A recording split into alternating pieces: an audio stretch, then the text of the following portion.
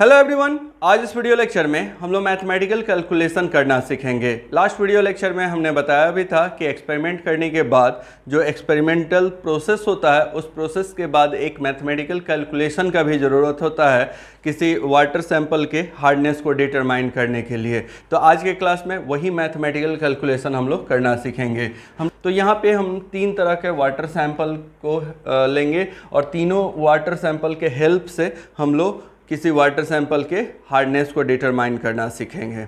ठीक है, हम यहाँ पे दो तरह का हार्डनेस डिटरमाइन करना सिखाने वाले हैं। पहला हम सिखाएंगे टोटल हार्डनेस ऑफ वाटर। ठीक है, किसी वाटर का जो टोटल हार्डनेस होता है उसको डिटरमाइन करना सिखाएंगे।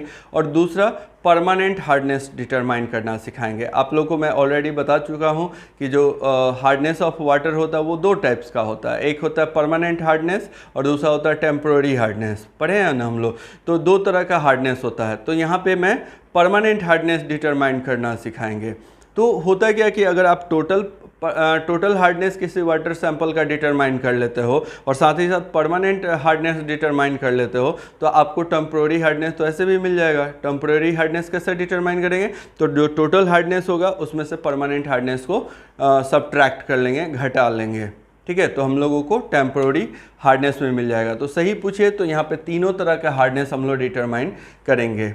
ठीक है, बट ये वाला जो मैथमेटिकल कैलकुलेशन है, इस मैथमेटिकल कैलकुलेशन से बेसिकली हम लोग दो तरह का हार्डनेस डिटरमाइन करेंगे, टोटल हार्डनेस और परमानेंट हार्डनेस। और इन दोनों वैल्यूज के हेल्प से हम लोग टेम्प्रोरी हार्डनेस का भी वैल्यू निकाल लेंगे। तो चलिए देखते हैं। ठीक है, तो यहाँ पे तीन तरह का वाटर सैंपल का हम लोग हेल्प लेने वाले हैं। पहला है स्टैंडर्ड हार्ड वाटर, जिसको शॉर्ट में हम लोग SHW बोलते हैं। स्टैंडर्ड हार्ड वाटर को SHW से रिप्रेजेंट करते हैं। और स्टैंडर्ड हार्ड वाटर वो वाटर होता है जिसका हार्डनेस पहले से नोन होता है। तो यहाँ पे हम लिख देते हैं नोन हार्डनेस। ठीक है, इसका जो हार्डनेस होता है वो नोन होता है। स्टैंडर्ड हार्ड वाटर क्या होता है अभी थोड़ी देर में अच्छे से एक्सप्लेन करेंगे। फिलहाल इतना याद रखिएगा कि स्टैंडर्ड हार्ड वाटर जो है उसका हार्डनेस पहले से नोन होता है। दूसरा अननोन हार्ड वाटर लेंगे। ठीक है, दूसरा क्या लेंगे? Unknown hard water. हम लोग वो हार्ड वाटर ले रहे हैं। अननोन हार्ड वाटर मतलब वो वाटर सैंपल जिसका हार्डनेस हम लोग को डिटरमाइन करना है। ठीक है, और वो वाटर सैंपल किसी भी वाटर सोर्स से ले सकते हैं। या तो हम लोग ग्राउंड वाटर ले सकते हैं, या तो किसी नदी का वाटर सैंपल ले सकते हैं, नदी के पानी का, समुद्र के पानी का, कोई भी वाटर सैंपल ले सकते हैं जिसका भी हम लोगों को हार्डनेस डिटरमाइन करना होगा। तो ये अननोन हार्ड वाटर होगा, इसका हार्डनेस हमारा नोन नहीं होगा। ठीक है, तीसरा हमारे पास होना चाहिए boiled hard water. Boiled hard water क्यों लिए? तो बॉइल्ड हार्ड वाटर जो होता है, बॉइल्ड मतलब समझ रहे हो ना, जिस पानी को अच्छे से उबाला हुआ हो, गर्म किया हुआ हो। तो बॉइल जो वाटर होता है हम लोग ऑलरेडी पढ़ चुके हैं कि किसी पानी को अच्छे से गर्म कर दिया जाए, बॉयल कर दिया जाए तो उसका टेम्प्रोरी हार्डनेस ख़त्म हो जाता है। पढ़ाए हैं ना?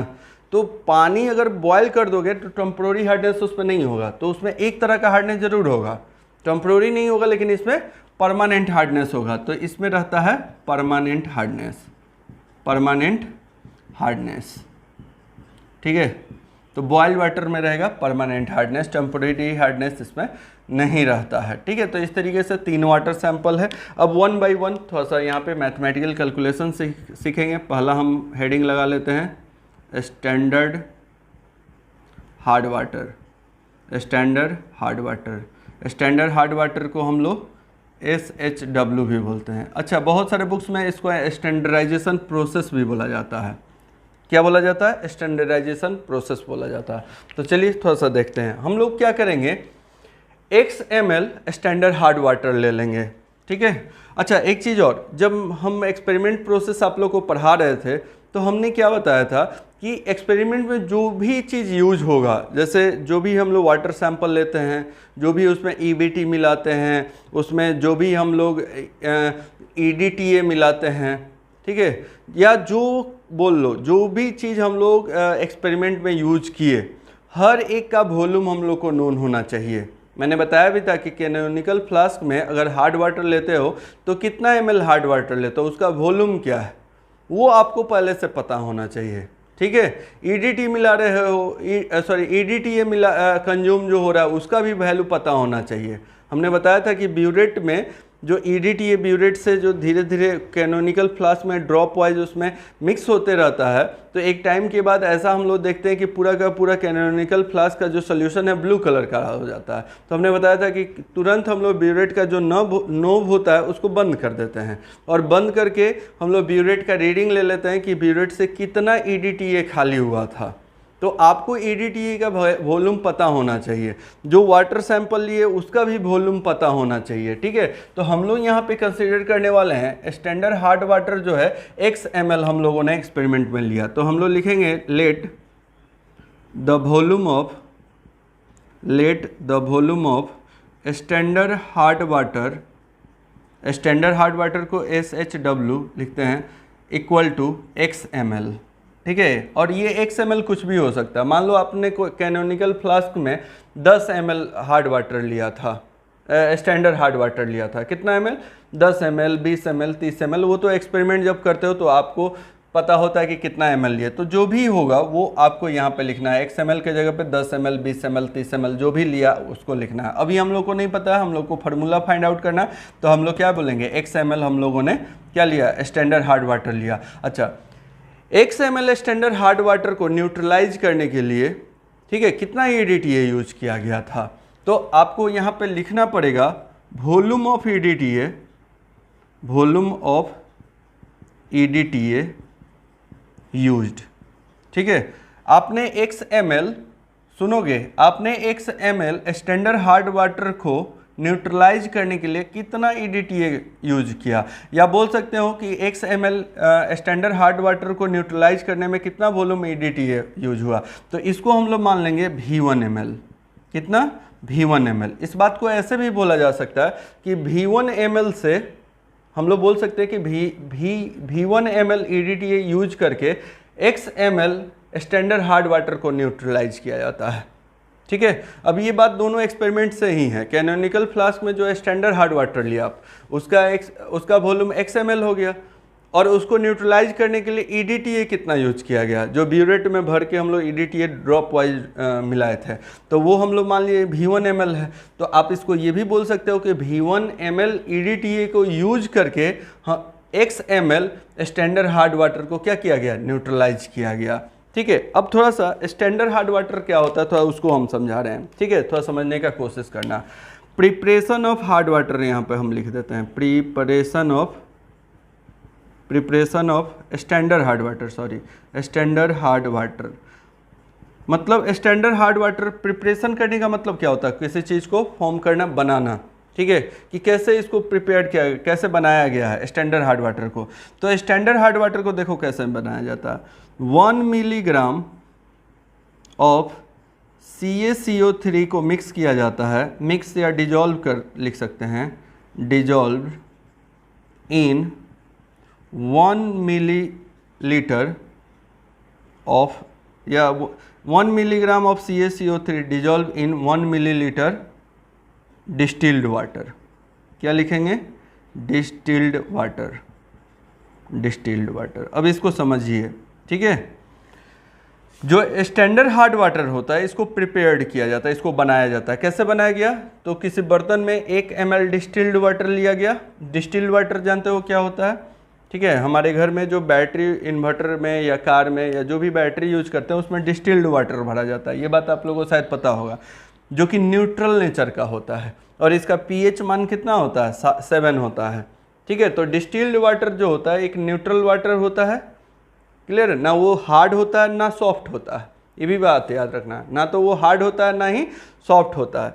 तो ये एक न्यूट्रल वाटर हो गया, उसमें हम लोग 1 मिलीग्राम क्या मिला दिए, CaCO3 मिला दिए। अब एक बात समझोगे, CaCO3 जो होता है ये हार्डनेस कॉजिंग मटेरियल है, हम लोग पढ़ चुके हैं ना कि CaCO3 के कारण वाटर में क्या आता है, हार्डनेस आता है। तो आपने 1 ml डिस्टिल वाटर लिया और उसमें 1 मिलीग्राम क्या मिला दिया, CaCO3 मिला दिया, और ये हार्डनेस प्रोड्यूस करता है वाटर में। तो आपको पता है ना अभी कि 1 मिलीलीटर डिस्टिल वाटर में हमारे पास कितना CaCO3 है, तो 1 मिलीग्राम। तो ये हार्डनेस ऑफ वाटर हो गया। 1 मिलीग्राम CaCO3 जो है ये बता रहा है कि उस वाटर में 1 मिलीग्राम क्या है, हार्डनेस कॉजिंग सब्सटेंस है। तो ये हम लोग को देखो हमने यहाँ पे क्या बताया था, स्टैंडर्ड हार्ड वाटर का नॉन हार्डनेस होता है, तो ये स्टैंडर्ड हार्ड वाटर को बनाया गया तो उसी समय हम लोगों को पता है कि जो हार्डनेस कॉजिंग सब्सटेंस है वो कितना मिला है। तो ये पता है ना, जैसे आप कैसे शरबत बनाते हो, तो जब शरबत बनाते हो तो मान लो 1 गिलास शरबत बनाना है या नींबू पानी, मीठा नींबू पानी बनाना है, तो आप जब शरबत बनाएं तो उस समय आपको पता है ना कि कितना चम्मच चीनी मिला है। अगर आप बनाए होगा तो पता होगा, मान लो 2 चम्मच चीनी मिला है तो आपको पता है ना कि 2 चम्मच उसमें चीनी मिला है। वैसे ही यहाँ पे भी है, अगर 1 ml डिस्टिल्ड वाटर में 1 मिलीग्राम CaCO3 मिला है तो आपको तो पता है कि CaCO3 उसमें कितना मात्रा है। अच्छा, एक चीज़ और है, यहाँ पे बहुत सारे बुक्स में देखोगे इसको ऐसे लिखा रहता है 1 ग्राम ऑफ CaCO3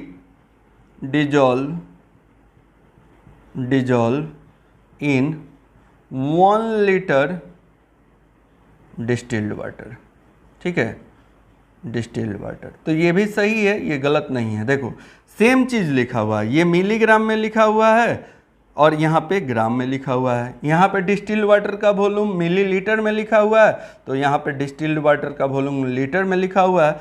एक्चुअली क्या है, इसको 1000 से गुना कर दो। 1 मिलीग्राम इक्वल टू होता है 1 × 10⁻³ ग्राम। ठीक है, अब इसको ग्राम में बदलना है। ठीक है, अगर मान लो, सॉरी, इसमें क्या करें, अगर हम लोग 1000 से गुना कर दें तो इसका 1000 कट जाएगा और इसका 10⁻³ कट जाएगा, तो ये 1 ग्राम बन जाएगा। ठीक है, तो 1 मिलीग्राम को 1000 से गुना कर दिए तो 1 ग्राम बन गया। 1 मिलीग्राम को ग्राम में हम लोग कन्वर्ट कर लिए 1000 से गुना करके। तो जब इसमें गुना किए हो 1000 से, तो इस मिलीलीटर में भी 1000 से गुना करोगे। 1 मिलीलीटर क्या होता है, 1 × 10⁻³ लीटर होता है। ठीक है, अब इसको हम लोगों को क्या करना है, इसमें भी 1000 से गुना कर देना है। 1 × 10⁻³ इंटू क्या कर देना है, 1000 कर देना है। ठीक है, 1000 से गुना करना है बैलेंस करने के लिए। इसमें 1000 से गुना किए तो इसमें भी 1000 से गुना करोगे, ये कट जाएगा तो ये क्या बन जाएगा, 1 लीटर बन जाएगा। तो देखो ये दोनों एक ही बात है, या तो आप मिलीग्राम में लोगे तो इसको मिलीलीटर में लोगे, या तो इसको ग्राम में लोगे तो फिर इसको लीटर में लेना पड़ेगा। तो हम मिलीग्राम और मिलीलीटर लेके चलेंगे। पूछोगे क्यों सर, तो हम लोग को जनरली न्यूमेरिकल जो रहेगा वो ऐसा ही मिलीग्राम और मिलीलीटर में ही दिया हुआ रहता है। आप कोई भी लेके चल सकते हो, आप जो दूसरा वाला बताया वो भी लेके चल सकते हो, कोई दिक्कत नहीं है। ठीक है, अब चलो, अब यहाँ पे आपको ये समझना है कि जो 1 मिलीलीटर SWH है वो, ठीक है, 1, यहाँ पे हम लोगों को क्या समझना है, थोड़ा सा फिर से मैं रिपीट कर देता हूँ। जैसे ये स्टैंडर्ड हार्ड वाटर है, तो अब हम लोग मान लेंगे यहाँ पे कि जो स्टैंडर्ड हार्ड वाटर है इसमें 1 मिलीलीटर स्टैंडर्ड हार्ड वाटर में 1 मिलीग्राम CaCO3 डिजॉल्व है। ठीक है, इस बात को ऐसे समझिए, हम लोग यहाँ पे लेंगे कि 1 मिलीलीटर स्टैंडर्ड हार्ड वाटर है, तो इसमें 1 मिलीग्राम क्या है भाई, CaCO3 है। हम लोग क्या माने कि 1 मिलीलीटर, सुनोगे, 1 मिलीलीटर स्टैंडर्ड हार्ड वाटर में 1 मिलीलीटर स्टैंडर्ड हार्ड वाटर में 1 मिलीग्राम CaCO3 है। ठीक है, अगर हम बोलें कि 2 मिलीलीटर स्टैंडर्ड हार्ड वाटर में कितना CaCO3 होगा, तो ऑब्वियसली 2 मिलीग्राम होना चाहिए, 2 मिलीग्राम ऑफ CaCO3 होना चाहिए। फिर वैसे ही अगर हम बोले कि 4 मिलीलीटर स्टैंडर्ड हार्ड वाटर में कितना CaCO3 डिजॉल्व होगा, तो इसका आंसर होना चाहिए 4 मिलीग्राम ऑफ CaCO3। आ रहा बात समझ में। वैसे ही अगर हम लिखें कि x ml standard hard water में, x ml standard hard water में कितना CaCO3, तो आपका आंसर होना चाहिए 1 मिलीग्राम ऑफ CaCO3 डिजॉल्व होना चाहिए। आया बात समझ में।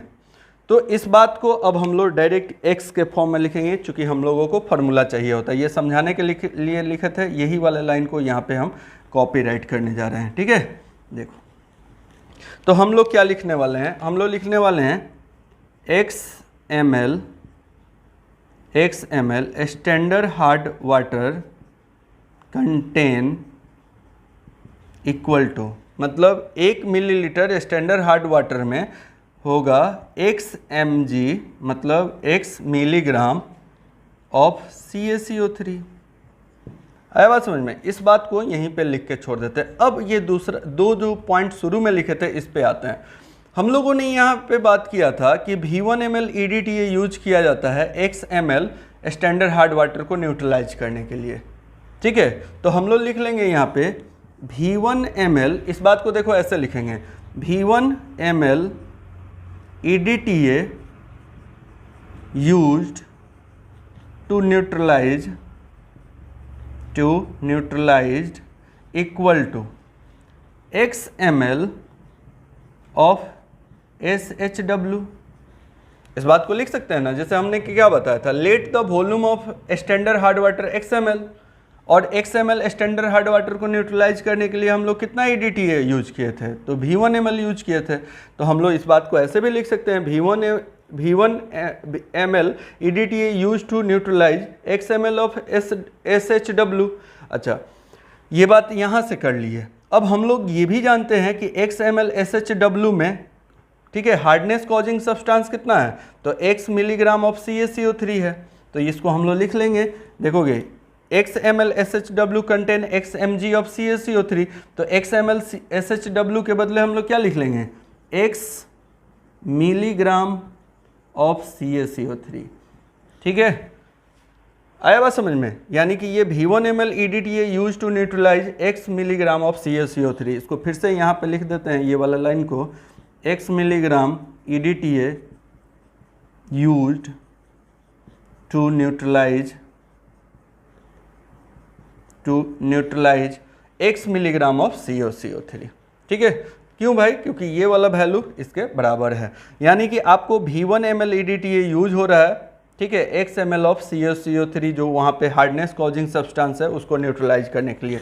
तो अगर हम लोग बोलें कि 1 ml EDTA कितना मिलीग्राम CaCO3 को न्यूट्रलाइज करेगा, यहाँ पे x ml EDTA यूज हो रहा है न्यूट्रलाइज करने के लिए x मिलीग्राम ऑफ CaCO3 को। तो अगर हम बोले कि 1 millilitre EDTA use to neutralise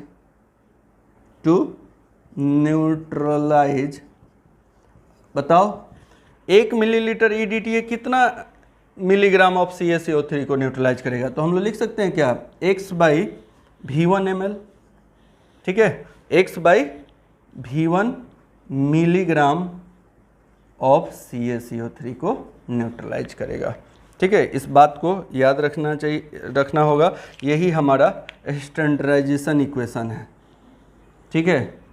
अब ये पूरी बात को हम अच्छे तरीके से समझा देते हैं। यहाँ पे हम लोगों ने फाइनली फाइंड आउट क्या किया कि 1 मिलीलीटर EDTA से हम लोग x by V1 milligram of CaCO3 को क्या कर सकते हैं, न्यूट्रलाइज कर सकते हैं। 1 मिलीलीटर EDTA से हम लोग 1 मिलीलीटर EDTA को यूज करके x by V1 milligram of CaCO3 को क्या कर सकते हैं, न्यूट्रलाइज कर सकते हैं। कैसे हम लोगों ने किया, ये इसको फिर से मैं रिपीट कर देता हूँ। Let the volume of SHW equal to XML, हम लोग स्टैंडर्ड हार्ड वाटर का वॉल्यूम ले लिया XML। Volume of EDTA use मतलब XML EDTA, जैसे कैनोनिकल फ्लास्क में हम लोग क्या किए, XML स्टैंडर्ड हार्ड वाटर ले लिए, और हम लोग ब्यूरेट से क्या किए, EDTA मिक्स करना स्टार्ट किए, और हम लोगों ने देखा कि ब्लू कलर आ गया V1 ml को जब हम लोगों ने EDTA यूज किया तो, ठीक है। उसके बाद हमने यहाँ पे स्टैंडर्ड हार्ड वाटर बताया, स्टैंडर्ड हार्ड वाटर से हम लोगों ने देखा कि x ml standard hard water में x मिलीग्राम ऑफ CaCO3 होता है, ठीक है। तो फिर इसको हम लोग आगे के इक्वेशन में यूज किया, फिर हमने यहाँ पे जो इक्वेशन लिखा था उसको रिपीट किया, x ml EDTA use to neutralise x ml of SWH, ठीक है। उसके बाद हमने लिखा कि अब इसी x मिलीलीटर ऑफ SHW को हम लोगों ने क्या लिखा, x मिलीग्राम ऑफ CaCO3 लिखा यहाँ से, इस वाले रिलेशन से, और इस तरीके से हम लोगों ने 1 मिली EDTA से पता कर लिया कि x by V1 milligram of CaCO3 neutralise होगा, ठीक है। तो ये बहुत ही इंपॉर्टेंट है, इसको यहीं पे छोड़ देंगे। अब हम लोग अननोन हार्ड वाटर के लिए एक मैथमेटिकल कैलकुलेशन करेंगे, और इसको बहुत ही पेशेंसली समझने का ज़रूरत है। हम समझ सकते हैं थोड़ा सा बोरिंग आप लोगों को लग रहा होगा, और लंबा टॉपिक भी है, तो मैं बताओ मैं क्या कर सकता हूँ, है ना। अब टॉपिक दे दिया है तो मुझे तो पढ़ाना है और आपको पढ़ना है, तो थोड़ा पेशेंसली पढ़ना होगा। थोड़ा बोरिंग भी लगे तो क्या करना है ना, थोड़ा सा दम मार के पढ़ना होगा, ठीक है। चलिए, हर टॉपिक इंटरेस्टिंग नहीं हो सकता है ना। तो चलिए अब हम लोग बात कर लेते हैं अननोन हार्ड वाटर के बारे में। अननोन हार्ड वाटर, अब देखो थोड़ा सा पेशेंस रखो ना, थोड़ी देर में सब चीज़ समझ में आ जाएगा। जब समझ में आ जाएगा तो इजी लगने लगेगा। एक दो बारी वीडियो को देख लेना, पहली बार पढ़ रहे हो ऑब्वियसली तुमको टफ लगेगा। एक दो बारी पढ़ लोगे, बार बार पढ़ते रहोगे, खुद से थोड़ा सा डेरिवेशन वगैरह कर लोगे तो सब चीज़ ईजी लगने लगेगा, है ना। तो कोई टफ टॉपिक होता है ना, उसको बार बार पढ़ो। और अच्छा है ना, वीडियो में ऑप्शन भी है एक दो बारी देखने का, तो दो तीन बारी देख लो तो समझ में आ जाएगा। अब देखो स्टैंडर्ड हार्ड, यहाँ पे अब हम लोगों को क्या लेना, अननोन हार्ड वाटर।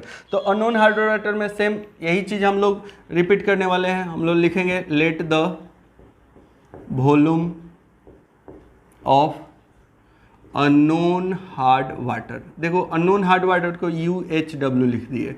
इसका वॉल्यूम कितना लेंगे, यहाँ पे XML ले चुके हैं तो यहाँ पे हम लोग ले लेंगे YML, यानी कि YML हम लोग अननोन हार्ड वाटर सैंपल ले लिए। मान लो कोई कैनोनिकल फ्लास्क है, उसमें YML अननोन हार्ड वाटर लिए। अच्छा, इसमें इसको YML अननोन हार्ड वाटर को न्यूट्रलाइज करने के लिए EDTA कितना यूज होगा, तो इसके लिए लिखेंगे वॉल्यूम ऑफ EDTA यूज्ड।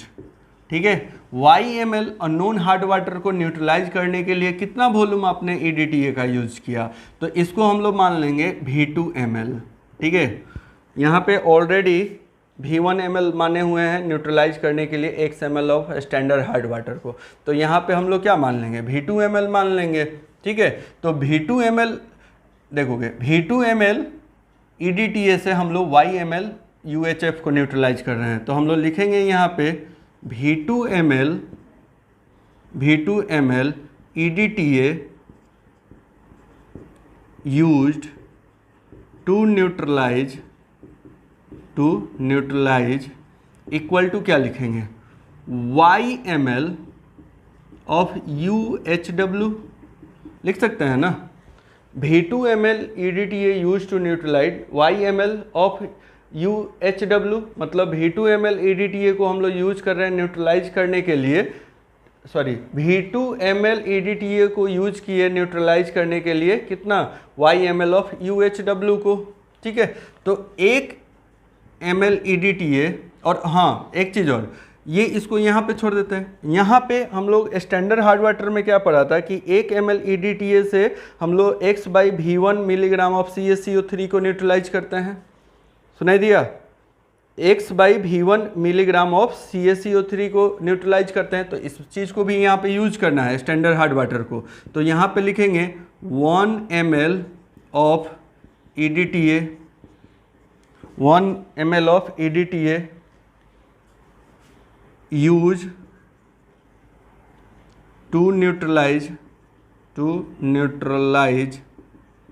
क्या लिखेंगे, equal to x/V1 milligram of CaCO3।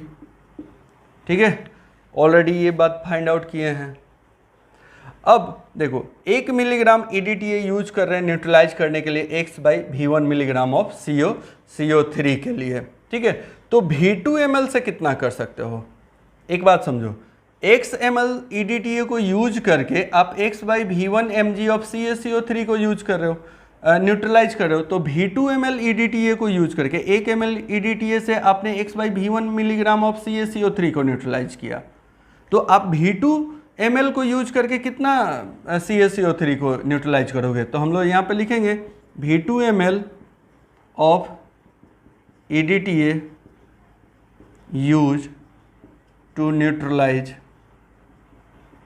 ठीक है, कितना को न्यूट्रलाइज करोगे, तो हम लोग लिख सकते हैं ना कि x/V1 milligram, x/V1 into V2 होगा मिलीग्राम ऑफ CaCO3। ठीक है, आप अगर x ml EDTA से न्यूट्रलाइज कर रहे हो x/V1 मिलीग्राम ऑफ CaCO3 को, जो कि स्टैंडर्ड हार्ड वाटर से निकाले हुए हैं, तो V2 ml से कितना करोगे। ठीक है, जैसे अब यहाँ के बाद थोड़ा सा कहानी को चेंज करना है और इसको समझना है। देखो मतलब इसके बदले हम लोग क्या ये लिख सकते हैं क्या, जैसे यहाँ पे V2 ml of EDTA use है, देखो यही वाला चीज़ यहाँ पे लिखे हैं और ये इसके बराबर है YML ऑफ UHF है, इसका मतलब ये हुआ कि हमारा YmLUHF में, ठीक है, मतलब YmL अननोन हार्ड वाटर में हमारा इतना CaCO3 इन्वॉल्व है। तो इसको हम लोग ये वाला जो लाइन है समझोगे, इसका हेल्प लेंगे, यहाँ से ये वाला लाइन का हेल्प लेंगे। अब इसके बदले हम लोग ये लिखेंगे, हम लोग यहाँ पे लिखेंगे YmL, यहीं पे थोड़ा सा समझना है, YmL ऑफ UHW कंटेन, ठीक है।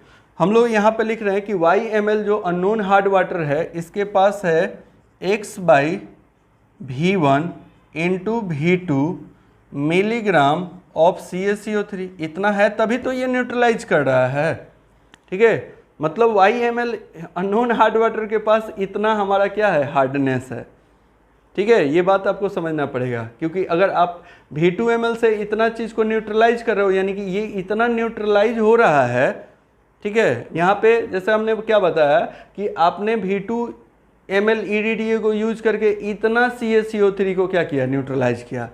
तो इतना CaCO3 जो है ये आपके इस वाटर में प्रेजेंट है, ठीक है, क्योंकि CaCO3 के कारण हार्डनेस आता है। तो इस बात को हम लोग लिख सकते हैं YmLUHF contain x/V1 into V2 milligram of CaCO3। तो 1 ml में कितना, 1 ml of unknown hard water contain, ठीक है। अब एक बात बताओ, 1 मिलीलीटर अननोन हार्ड वाटर में कितना CaCO3 यानी कि हार्डनेस कॉजिंग सब्सटेंस होगा। तो इसको बोल सकते हैं x/V1 into V2 divided by y milligram of CaCO3। आया बात समझ में। अगर मैं पूछूं कि 1000 मिलीलीटर ऑफ UHW कंटेन, मतलब 1000 मिलीलीटर अननोन हार्ड वाटर में कितना आपका CaCO3 कंटेन है, तो इसको लिख सकते हैं x/V1 into V2 by y into 1000 milligram of CaCO3, ठीक है। यानी कि 1000 मिलीग्राम अननोन हार्ड वाटर में इतना हार्डनेस प्रेजेंट है, ठीक है। और हम लोग फाइंड आउट क्या कर रहे हैं, हार्डनेस का वैल्यू फाइंड आउट कर रहे हैं। तो यही हमारा फाइनल एक फार्मूला भी आ गया है इसके दौरान, मतलब इसके थ्रू, ठीक है। और इस फार्मूला से हम लोग क्या निकालते हैं, ये इसी को हम लोग टोटल हार्डनेस ऑफ वाटर बोला जाता है। अच्छा, 1000 मिलीलीटर को 1 लीटर भी बोला जा सकता है। इसी को हम लोग क्या बोलते हैं, टोटल हार्डनेस ऑफ वाटर। इसी को क्या बोलेंगे, टोटल हार्डनेस ऑफ वाटर बोलते हैं। अगर मान लो इसको समझने में थोड़ा सा दिक्कत हो रहा है, एक मतलब ऐसा ही आप लोग को बता देते हैं चीज़ों को आसान करने के लिए, ठीक है। तो आप ये फाइनल फार्मूला याद रखना है, x/V1 into V2 by y into 1000। बहुत ही आसान है, x/V1 into V2 by y into 1000 milligram of CaCO3, मतलब 1000 milligram of unknown hard water में इतना हार्डनेस प्रेजेंट है, ठीक है। अब खाली आपको ये करना होगा कि y क्या होता है, इसको याद रखना है। y क्या है, तो स्टैंडर्ड हार्ड वाटर का वॉल्यूम है। V1 क्या है, तो स्टैंडर्ड हार्ड वाटर यानी कि x ml standard hard water को न्यूट्रलाइज करने के लिए V1 हम लोग वॉल्यूम ऑफ EDTA यूज किए थे। V2 क्या है, तो हम लोग अभी जस्ट पढ़े हैं, V2 है वॉल्यूम ऑफ EDTA यूज, ठीक है। किसके लिए, तो YmL of unknown hard water को न्यूट्रलाइज करने के लिए। तो V2 जो है ये हमारा हो गया EDTA का volume YmL of unknown hard water को न्यूट्रलाइज करने के लिए, और Y जो है volume of unknown hard water हो गया इंटू 1000। तो ये हमारा टोटल हार्डनेस का वैल्यू आ गया। एक काम कीजिए, वीडियो को पॉज कीजिए, फटाफट यहाँ तक लिख लीजिए, उसके बाद थर्ड पर आते हैं। चलिए थर्ड वाला को कैसे पढ़ेंगे हम लोग वो भी समझिए। इसी के हेल्प से हम लोग थर्ड वाला भी पढ़ेंगे। थर्ड वाला सेम टू सेम है। यहाँ पे अननोन हार्ड वाटर लिए थे, अननोन हार्ड वाटर में टेम्प्रोरी हार्डनेस भी है, परमानेंट हार्डनेस भी है, लेकिन वाइल्ड वाटर में सिर्फ परमानेंट हार्डनेस होगा। इस बात को याद रखना है। यहाँ यहीं पे हम लोग चेंज कर लेते हैं, इसको हम लोग क्या लिखेंगे, बॉइल्ड वाटर, ठीक है। अब देखो यहाँ पे करना क्या है, जो जो डेटा उसके लिए लिखे बस डेटा को चेंज करना, बाकी प्रोसेस सेम रहेगा। The volume of boiled water BW कितना ले लेंगे, ZML ले लेते हैं, ठीक है। Volume of EDTA use V2 था, इसको अब हम लोग V3 कर लेंगे, V3 ml। अब इस बात को ऐसे समझिए, V3 ml EDTA को यूज करके हम लोग ZML बॉइल्ड वाटर को न्यूट्रलाइज करेंगे। तो इस बात को ऐसे लिखेंगे, V3 ml EDTA use to neutralise ZML of boiled water, ठीक है। मतलब V3 ml आप EDTA को यूज करके ZML ऑफ बॉइल्ड वाटर को न्यूट्रलाइज कर रहे हैं। तो 1 ml EDTA को यूज करके कितना कीजिएगा न्यूट्रलाइज बॉइल्ड वाटर को, तो Z/V3 कर लेंगे। अच्छा नहीं, ये तो वही रहेगा, ये तो स्टैंडर्ड हार्ड वाटर का है ना, तो ये X/V1 रहेगा, ये X/V1 रहेगा, ये तो स्टैंडर्ड हार्ड वाटर का है। अच्छा, अब हम लोगों ने यहाँ पे पढ़ा कि V3 ml मतलब 1 ml EDTA को यूज करके X/V1 मिलीग्राम ऑफ CaCO3 को न्यूट्रलाइज किया जाता है।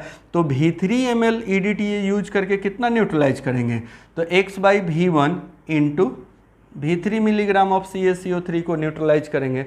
और अभी कुछ देर पहले हम लोग ये वाला प्रोसेस यहाँ से समझे थे, फिर से हम इसको वापस ले जाएंगे यहाँ पे, ठीक है।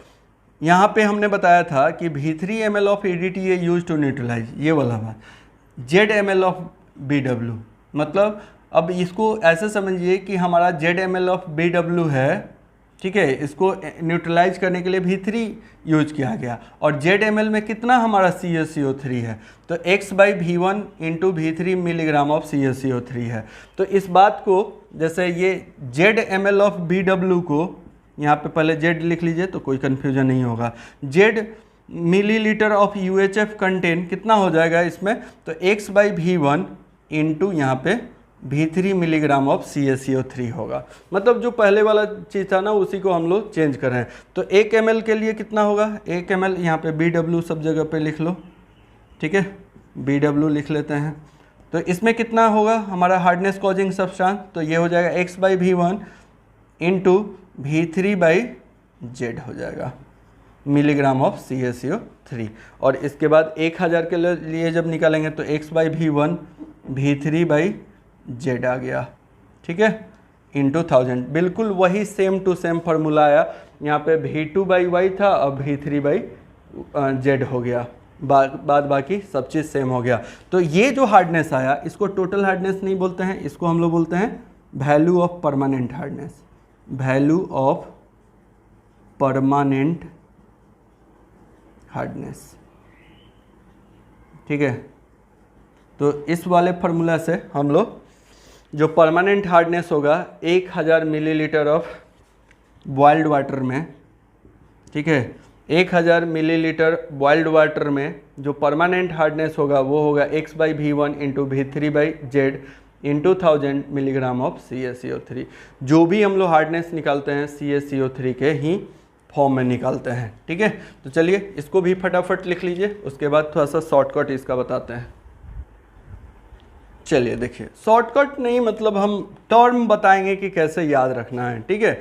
तो हम लोगों ने मेनली 2 फार्मूला फाइंड आउट किया, ठीक है। स्टैंडर्ड हार्ड वाटर का ये तो स्टैंडर्डाइजेशन का है, मेनली 2 फार्मूला फाइंड आउट किया, एक परमानेंट टोटल हार्डनेस के लिए और दूसरा परमानेंट हार्डनेस के लिए।